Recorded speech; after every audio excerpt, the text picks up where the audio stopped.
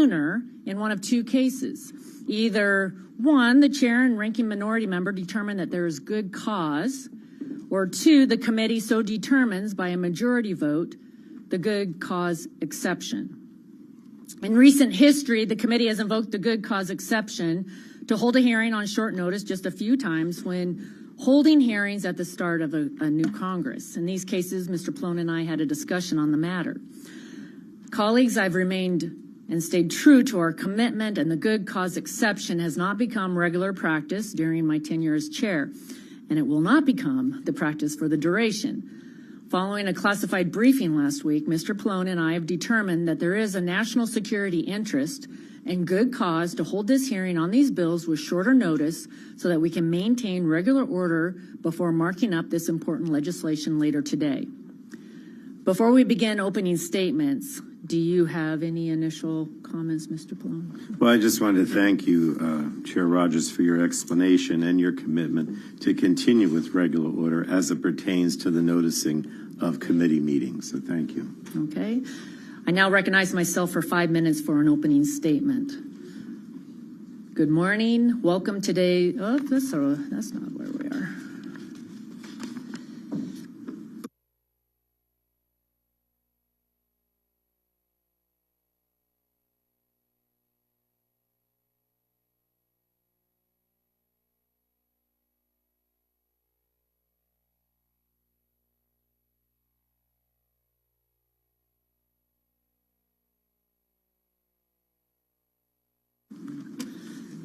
The Chinese Communist Party pose the greatest national security threat to the United States of our time. With applications like TikTok, these countries are able to target, surveil, and manipulate Americans. Protecting Americans' data and addressing the serious national security threat posed by the CCP have been my top priorities all Congress. This committee and others have been working diligently in a bipartisan manner to deliver solutions to address these critical issues. Today, we take action. 1 year ago this month, the CEO of TikTok testified before this committee to answer for the threat his company poses to America's national security.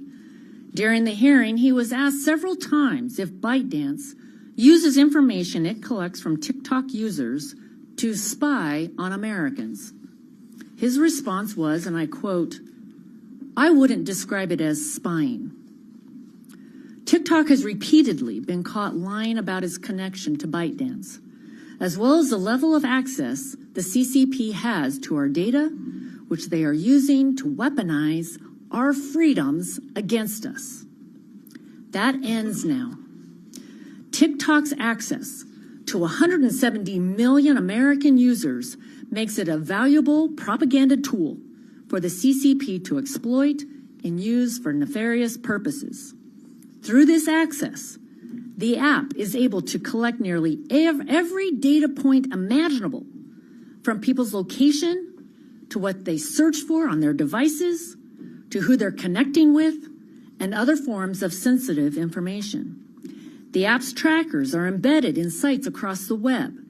So even if someone has never been on TikTok, their personal information is at risk of being collected and abused. TikTok's parent company, ByteDance, is currently under investigation by the U.S. Department of Justice for surveilling on American journalists. And that's just one example. It gets much worse.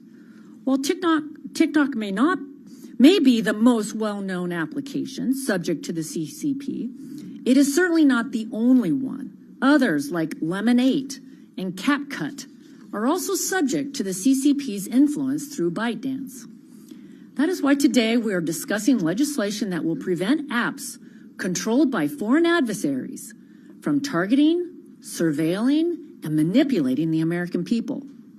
I commend members of the Select Committee on the Chinese Communist Party, in particular, Chairman Mike Gallagher and Ranking Member Raja Krishnamurthy, for their partnership on this legislation to address the immediate threat that ByteDance ownership of TikTok poses.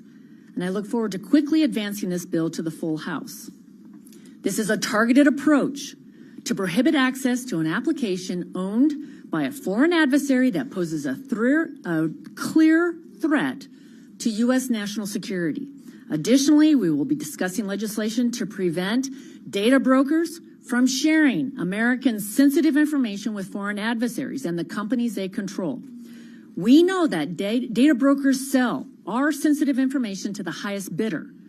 And I am appreciative of Ranking Member Pallone bringing this legislation forward so that we may establish clear prohibitions on the sale of location and health information to our adversaries. This is an important step in our continued efforts to establish comprehensive data privacy in order to effectively crack down on abuses of our personal information. Companies controlled by a foreign adversary like the CCP will never embrace American values. Virtues of our society and culture, like freedom of speech, human rights, the rule of law, a free press, and others. Our adversaries choose to rule through fear and control.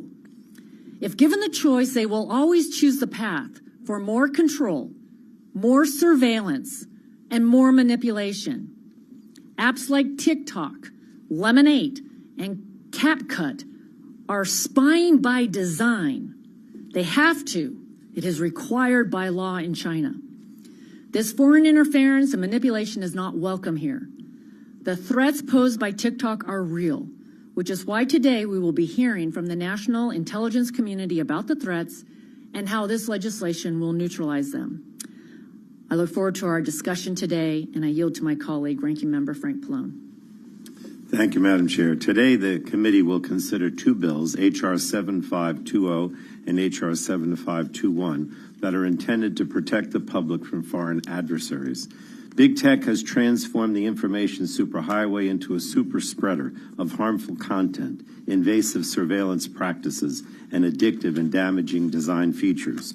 Foreign adversaries understand this and see access to Americans' data, communications networks, devices, and applications as the entry points to disrupt our daily lives and conduct espionage activities. And we have seen too often bad actors using communication tools to launch cyber attacks. They've pushed disinformation and propaganda campaigns in the United States in an attempt to undermine our democracy and gain worldwide influence and control. And this is all a detriment of our national security interests. And then there are the data brokers who collect and sell vast amounts of America's most sensitive personal information for profit. Right now, there are no restrictions on who they can sell this information to. It may be about members of our nation's military and our children, or it may be information about where we go, how we spend our money, and the websites we visit. And this information can be purchased by anyone, including foreign adversary governments. Most Americans are unaware that data brokers compile dossiers about their interests, beliefs, actions, and movements, and Americans are powerless to stop this invasion of their privacy. While the answer to this problem is comprehensive national data privacy protections, I firmly believe that we must do what we can now to safeguard Americans' personal data while we work to advance privacy legislation. So I'm pleased that today we will consider H.R. 7520, the Protecting America's Data from Foreign Adversaries Act, which Chair Rogers and I introduced this week. It will address this national security vulnerability by preventing data brokers from selling sensitive personal information of Americans to our foreign adversaries. And we will also consider H.R. 7521, the Protecting Americans from Foreign Adversary-Controlled Applications Act, introduced this week by Representatives Krishnamurthy and Gallagher. This bill sets forth a process to incentivize the divestiture of TikTok and other applications from the operation and control of foreign adversary governments like the People's Republic of China and Russia. Social media companies effectively are modern-day media companies, and we must treat them that way. This includes examining the foreign investments in these companies. Now, the Communications Act requires the FCC to undertake such an examination for our country's television and radio broadcast licenses. Congress placed this requirement on U.S. broadcasters to protect national security interests during wartime to prevent the airing of foreign propaganda on our country's broadcast stations. There is no reason social media companies should be exempt from this scrutiny. Given Russia, China, and others' actions on social media platforms during our recent elections, we know that while the technology has evolved, the threat is very much the same. The combination of TikTok's Beijing communist-based ownership and the fact that well over 170 million Americans use this application exacerbates its dangers to our country and our privacy. The laws in China allow the Chinese Communist Party to compel companies like TikTok to share data with them whether the companies want to or not. And this means that the CCP has the ability with TikTok to compromise device security, maliciously access Americans' data, promote pro-communist propaganda, and undermine American interests. So I look forward to hearing more today from our intelligence and national security community about how this bill can bolster their authorities to take action where it's needed to ensure that our modern-day media outlets are not subject to the influence of countries that see benefit in the weakening of our country. I have serious national security concerns about TikTok, and I am sympathetic to the intent of this legislation, but I want to hear from our witnesses before making a final decision.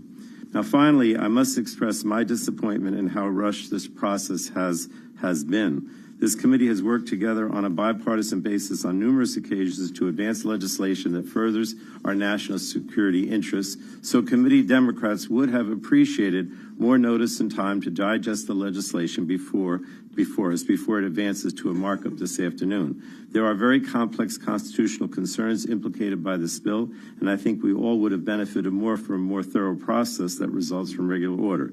Nevertheless, I appreciate that Chair Rogers agreed to my request to hold this hearing so members can hear from experts and review the proposals before jumping to a vote later today. And so with that, Madam Chair, I yield back the balance of my time. Thank you, Mr. Pallone.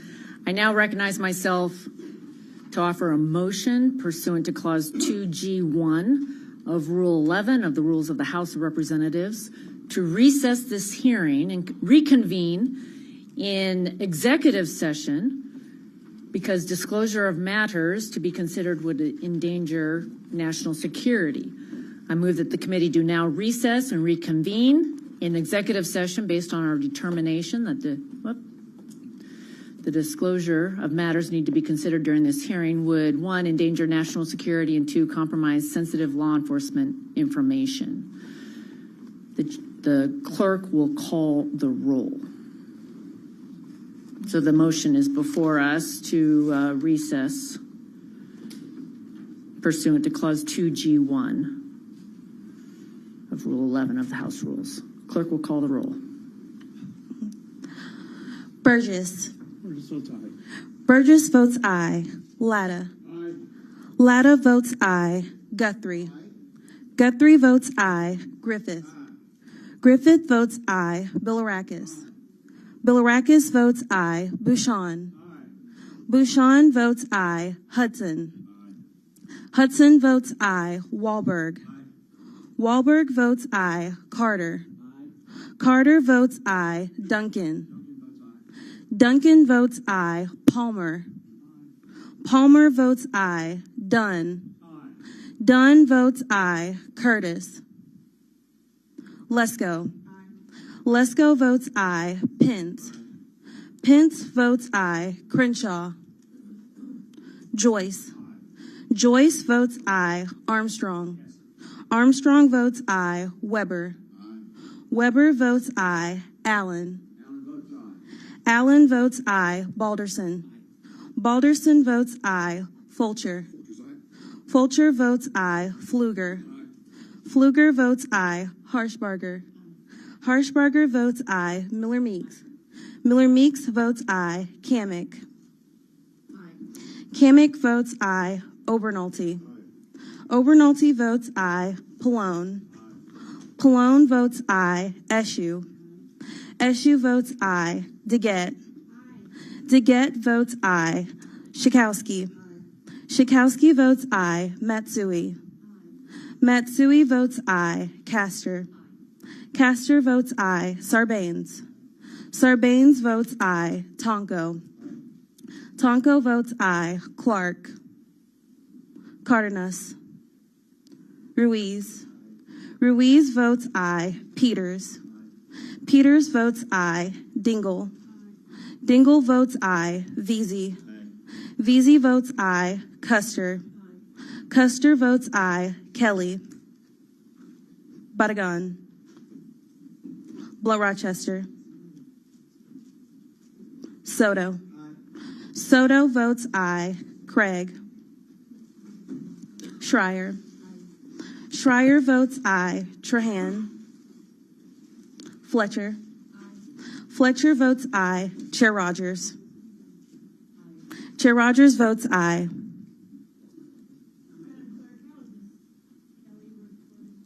Ms. Kelly is not recorded. Kelly votes aye.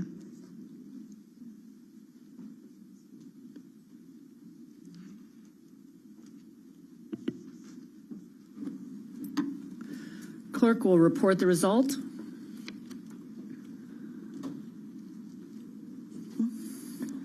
Chair Rogers, on that vote, we have 43 ayes and 0 noes.